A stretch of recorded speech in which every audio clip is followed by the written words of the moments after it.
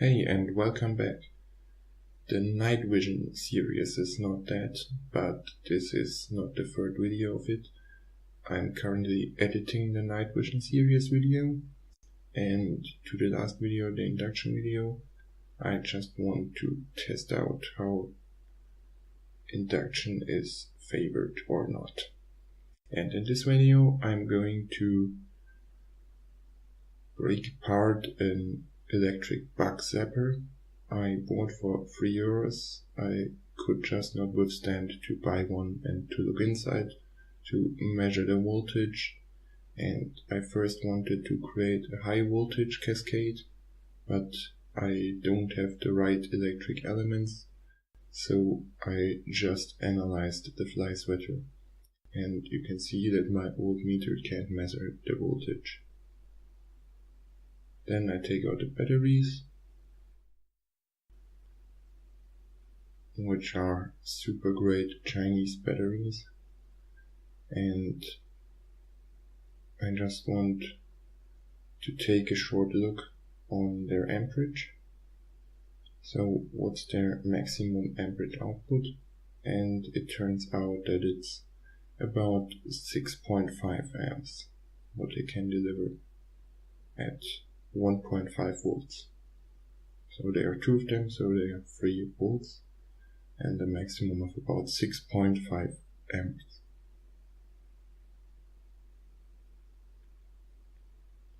Now it's time to take the casing apart, and they are simple cross screws, so it's no problem to open this.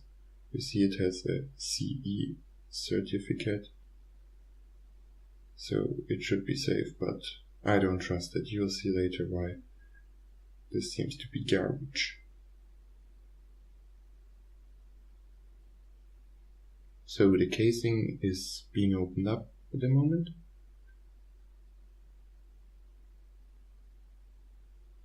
And I did speed up this a little bit, because otherwise it would be too long, just watching me pulling screws out. So that's actually everything that's inside. It's a very tiny circuit after the battery casing, and on the left there are actually 3 wires that go into the yellow Bugzapper part. So the yellow Bugzapper part are actually 3 metal meshes.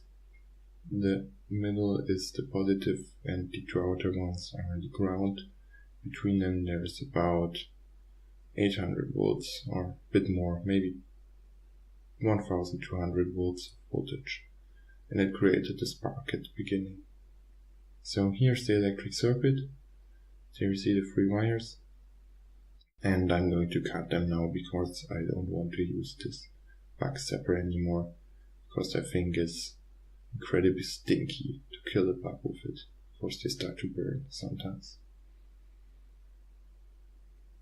And here you can see the primitive switch they built in. They just removed 2 of its contacts. And here's the circuit itself. I desoldered one of the wires because it's not necessary anymore, and it's just irritating me. The solder they used is pretty bad.